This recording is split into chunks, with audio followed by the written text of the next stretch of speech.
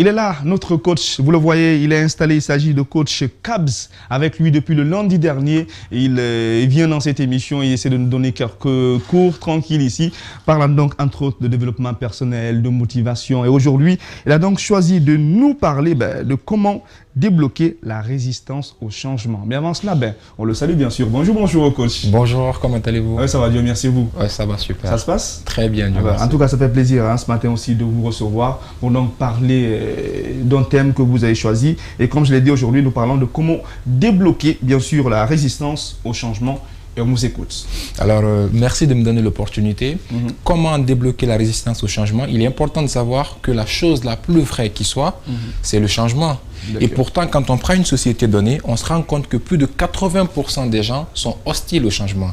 Et du point de vue individuel, il nous arrive des fois de prendre des résolutions, de vouloir changer de comportement, on prend des engagements, des fois on démarre, on a du mal à continuer, des fois on ne démarre même pas. Et c'est pourquoi tout changement commence d'abord par la confiance en soi. Et pour la simple raison que les limites qui nous empêchent d'évoluer se trouvent dans notre esprit. Et la confiance détermine ces limites-là. Donc, quelqu'un qui a confiance en lui, il agit tous les jours et il avance. Il a des pensées confiantes, il fait des choix confiants, il pose des actions confiantes et il obtient un résultat à la hauteur de cette confiance. Alors, le changement dont il s'agit ici concrètement, c'est de pouvoir se débarrasser des mauvaises habitudes qui vont finir par se transformer en croyances et de développer des habitudes plus saines qui nous dynamisent, qui nous permettent d'aller de l'avant. Alors, ce qu'il faut comprendre, c'est que tout simplement, tout changement connaît une phase de résistance. Et pour débloquer cette résistance, il faut prendre le cerveau à son propre jeu. Il faut inverser le processus. En quoi faisant justement? Il faut savoir que derrière chaque habitude qui est là, c'est là pour combler un besoin. On a chaque habitude pour combler un besoin qui est là aussi à son tour pour satisfaire, pour nous permettre pour nous procurer un plaisir.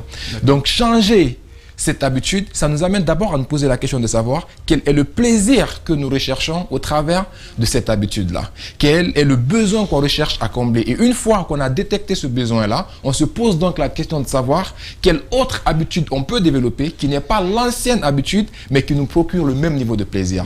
Quand on a capté ça, en ce moment-là, le cerveau est prédisposé à accepter le changement parce que le plaisir recherché par le cerveau n'a pas changé. C'est l'habitude juste qui a changé. Je donne un exemple. Donc, prendre le cerveau à son propre jeu. Prendre justement le cerveau à son propre jeu. On y va avec et l'exemple, justement, c'est de comprendre quelqu'un qui, par exemple, fume la cigarette. D'accord? C'est que lui, il a une habitude, c'est fumer la cigarette. Et le besoin qu'il cherche à combler, ça peut être le fait de chasser la nuit, ça peut être le fait de déstresser, ça peut même être un besoin social parce qu'il voit les autres le faire et lui aussi, il veut le faire. Il veut être dans la tendance, il veut être dans le même mouvement que justement, alors comment changer cela? C'est de se poser la question de savoir quelle autre habitude je peux développer qui n'est pas le fait de fumer la cigarette, mais qui me procure ce même besoin de déstresser, ce même besoin de changer la nuit ou le même besoin social qui est là. Et donc, quand il réussit à l'avoir en ce moment-là, il peut déclencher et débloquer cette résistance au changement.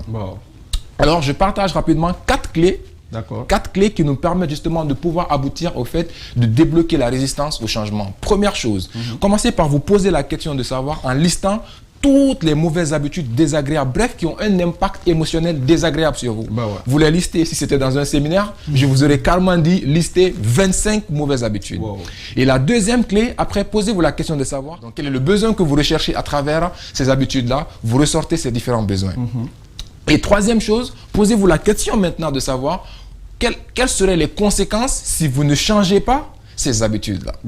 Et donc, vous vous mettrez à lister. Et quatrième clé derrière, alors, quelle est cette nouvelle habitude qui viendra remplacer cette ancienne-là, qui vous procure en même temps le même besoin. Justement, le même besoin. Et après, cinquième, vous faites un plan d'action, et ce plan d'action peut être à la fois brutal, ou ça peut être progressif, en fait. Soit vous vous dites, j'arrête de faire aujourd'hui, et je démarre une nouvelle chose, ou je le fais progressivement, je diminue chaque jour, ou j'augmente. Chaque jour, il faut le définir, il faut le mettre dans un plan d'action. C'est clair. Le mettre dans un plan d'action, malgré tout cela, qu'est-ce qu'il faut rajouter comme conseil parlant, bien sûr, de ce thème que vous avez choisi pour nous, comment débloquer la résistance au changement. Parce que y a certaines habitudes qui ont la peau dure, c'est pas facile de les lâcher. Alors comment il faut le faire? C'est bien parce que ça m'inspire quelque chose. Le processus d'habitude, une fois ils ont réalisé que le cerveau humain mettait en moyenne 21 jours pour aboutir à un changement. Wow. 21 jours. 21 jours. Et comment est-ce qu'ils l'ont fait? Ils ont pris une fois, ils ont fait porter des lunettes aux astronautes qui avaient une vision inversée de l'image. Et ils sont restés dans l'espace, ils ont voulu voir ces gens-là auraient mis combien de temps pour avoir la possibilité de lire les images qu'ils avaient l'habitude de lire. Et certains ont mis 18 jours, certains ont mis 19 jours, certains ont mis 22 jours. Et ils ont fini par appuyer ça par d'autres études qui les ont amenés à la conclusion de se savoir qu'en moyenne, on met 21 jours pour changer d'habitude. Donc, cette nouvelle habitude que vous voulez développer, vous vous mettez à la développer donc avec de l'entraînement et de la répétition. À chaque fois que vous la ratez, vous pouvez faire par exemple 5 jours.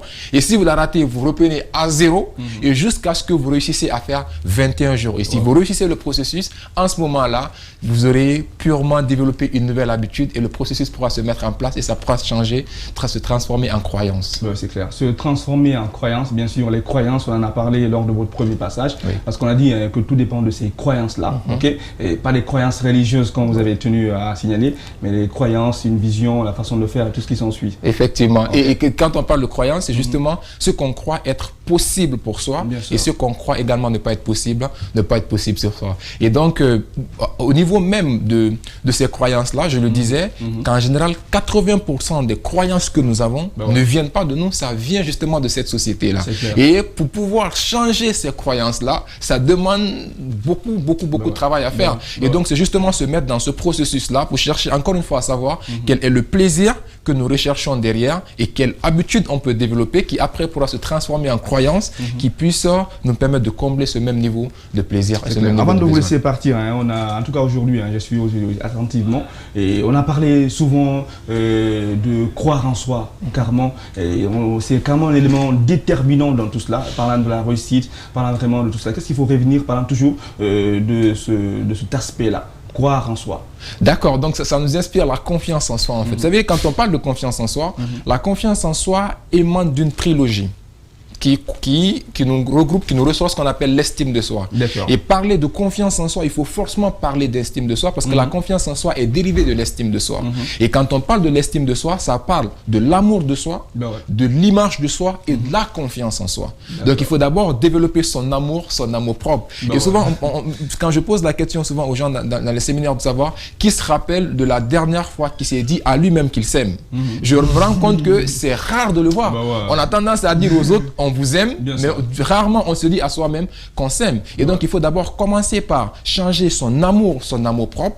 Et après avoir développé l'amour propre, il faut chercher à travailler l'image de soi pour venir à la confiance en soi. Alors, rapidement, pour donner une clé qui peut permettre aux gens de développer cette confiance en soi, il faut comprendre que la confiance en soi, c'est cette capacité-là à pouvoir passer à l'action. Mais plus simple, c'est cette capacité que nous avons à pouvoir nous adapter, à se dire qu'on a en nous les ressources pour nous permettre de nous adapter à notre future réalité.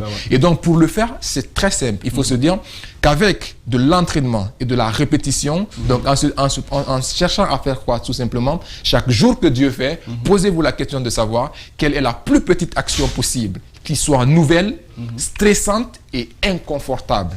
Et donc, quand on se met dans cette logique de faire toujours des actions qui sont nouvelles, des actions qui sont stressantes et des actions qui sont inconfortables pour nous, ça nous amène à sortir de notre zone de confort et ça nous amène à challenger notre confiance en nous et travailler parce que la confiance en soi, je crois pertinemment que c'est quelque chose qui se développe quand je sais également d'où je viens par rapport à cette confiance. Bien sûr, il n'y a pas de souci. En tout cas, vous avez compris, c'est coach Kabs qui est avec nous aujourd'hui aussi pour toujours parler de certains thèmes. Aujourd'hui, on a parlé donc de ce thème, comment débloquer bien sûr la résistance au changement. Comme tous les matins, on vous laisse bien sûr dire comment on peut vous contacter pour les personnes qui veulent suivre des cours plus approfondis ou des formations. On y va, coach? Alors, pour nous contacter, vous pouvez via téléphone 620 67 12 14. 620 67 12 14 ou sur les réseaux, vous mettez Coach Kabs, que ce soit Facebook, YouTube, etc.